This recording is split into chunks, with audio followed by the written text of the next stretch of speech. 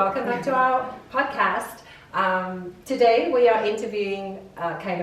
talking with Nicola here, and she is the author and designer of the Mandalas and mandala coloring books. And so basically, I've known Nicola for a while now, and very inspired by her through all these beautiful books that she put out. And I wanted her to come on our podcast and talk a little bit about the process of putting it together, what it meant for her, and most of all, how it impacted her spiritual life or the spirituality that she wants to put forward. So without further ado, there's Nicola. Tell us a little bit about yourself, Nicola. Well, I created these books basically out of two loves. One is I love to draw, and the second one is I love mandalas. Okay. They inspire me, they're spiritual, and they're just so beautiful to look at. So mandalas, I personally don't know much about them, and perhaps some of our listeners don't. Can you tell us a little bit what is a mandala? It's a spiritual symbol. It kind of represents like a wholeness, the universe, continuity, how we're all connected. Okay. So if you look at a mandala, it's symmetrical. And I don't know if you've noticed, like certainly within the yoga community, you see a lot of mandalas. I do, yeah. So I love them. I think they're beautiful. They inspire me, and I just wanted to draw them and create something beautiful. So I found that I was drawing a lot of them. Okay. And I needed something to do with them. Okay. So I started an Instagram account called Nicola Designs, where I would post my pictures. And I got some beautiful feedback from people. And one of them was, this could be a beautiful coloring page. And I thought, oh, okay, well, there's something I can do. I can make a coloring book. I can create something.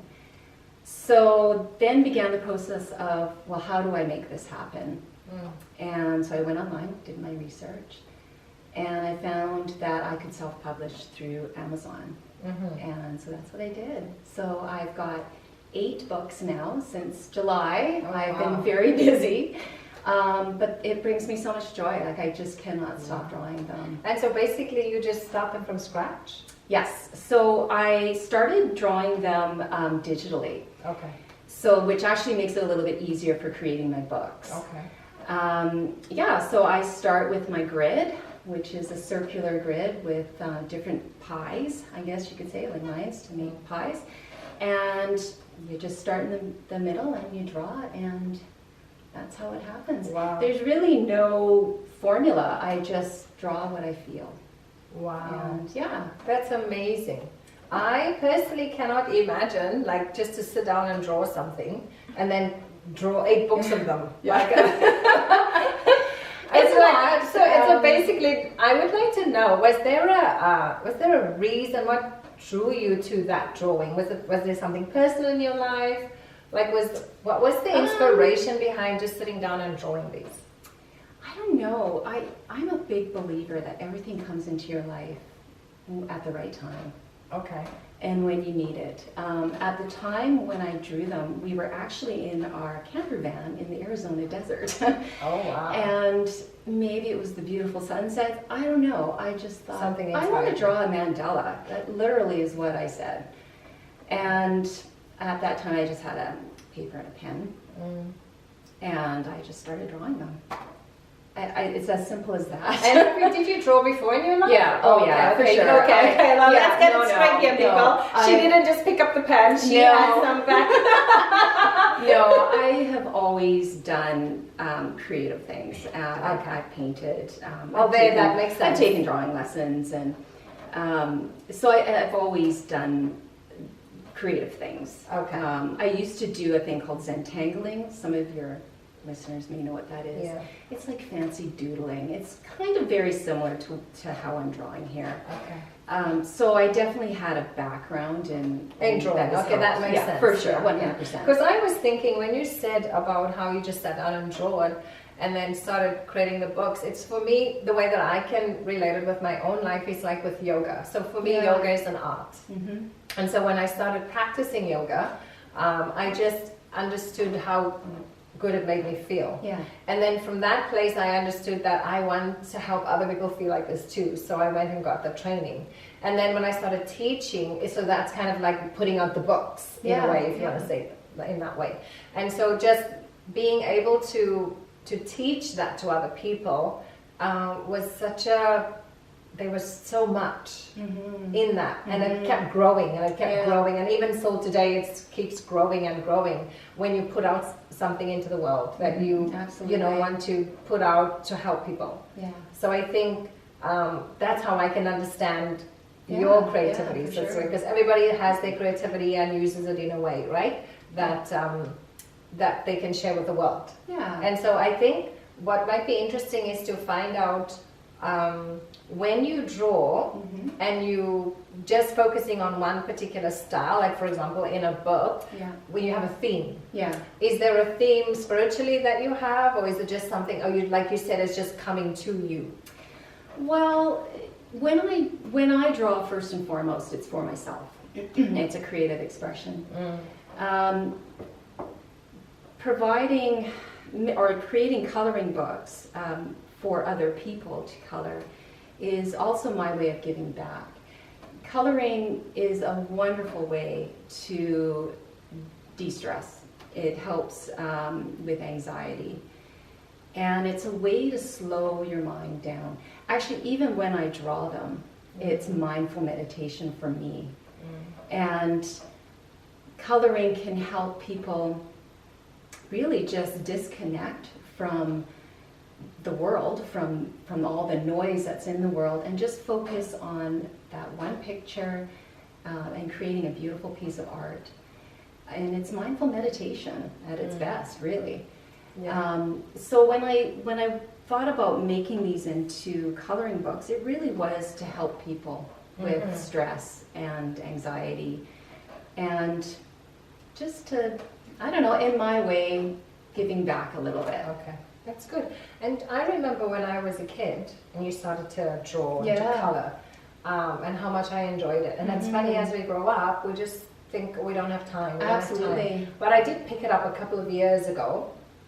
To start coloring again, or even a little bit of drawing and stuff. And I did find that it brought me right back into the present moment.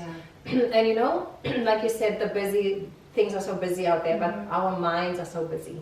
See, what's happening is the unconscious mind, you know, is just like trying to, there's so much stuff out there, and especially now with social media, like there's so much stuff coming at us. That's right. You know, and we have to take on so much stuff. But when you do something as simple as this, it can de-stress you 110%. Because the stress comes in from trying to take all the information in, and like we just really cannot cope with it. That's right. We can't cope with it, and that's why people are stressing. And so through the stress, the illness come, disease come.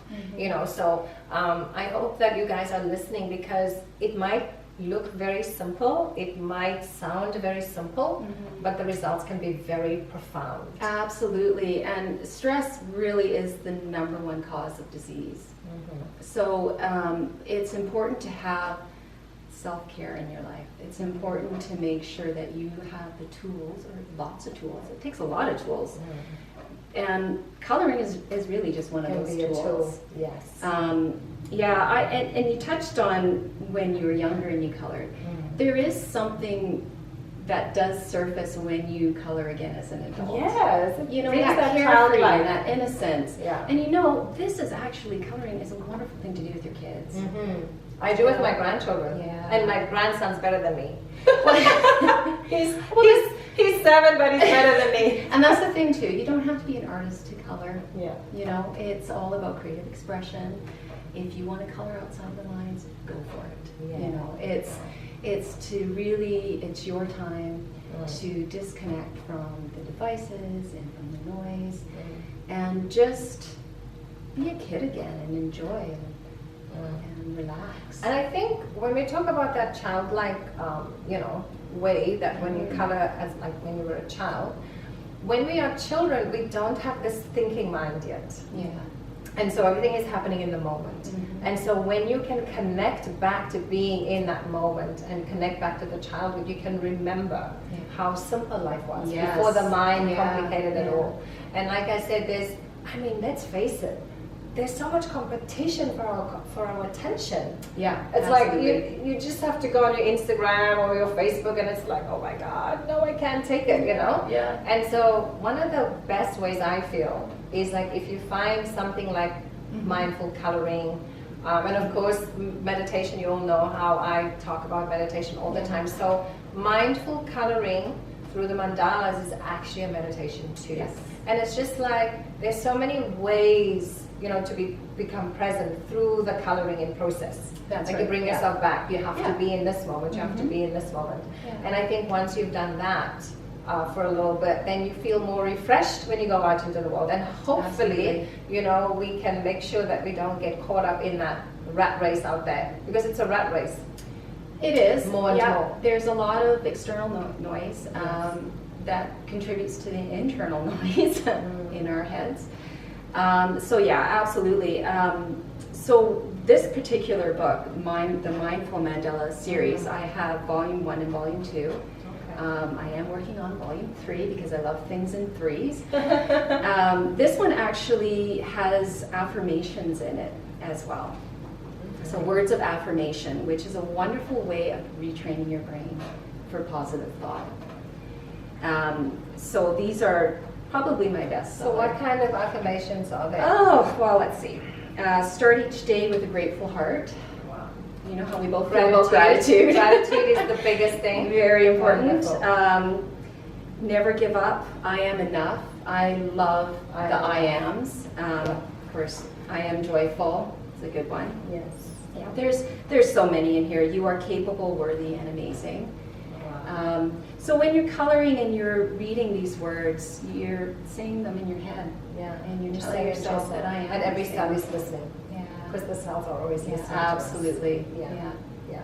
No, that's so amazing. I'm so glad that we were able to bring you on and you can talk a little bit about this stuff. And I really would recommend highly, you know, not just whatever coloring you want to do, but if you want to do something with, you know, that's mindful. Nicola's already done all the hard work for us. So we're going to post all the details in the link for you Absolutely. guys. Yes. And I think I'm even going to take like 1 or 2 of these and I'm just going to put it up on our Instagram as a, you know, people can win it as a prize so that we, you know, you can really have an opportunity to Absolutely. get it. Yes. So you just watch out on our Instagram for that. Yeah. But yeah, I just feel so, it's such a inspiring thing to see because like Nicola said, it just happens. Yeah. But again, you know, life kind of prepares you step by step, and then when things are ready, Absolutely. they just unfold. They do. And every design is drawn with love. I'm sure. So you will feel that when you are coloring in these books. Oh, I wow. Oh my God, she's so sweet, isn't she? I'm just like, oh, she's amazing. So, okay guys, so that's all that we have for you for this week. And like I said, Nicola's information is going to be in the description box. Absolutely. And we are going to take a couple of these and we're going to put them on our Instagram so that you can have a chance to win them. And we'll see you guys again next week. Thank you very much. Thank you, Nicola.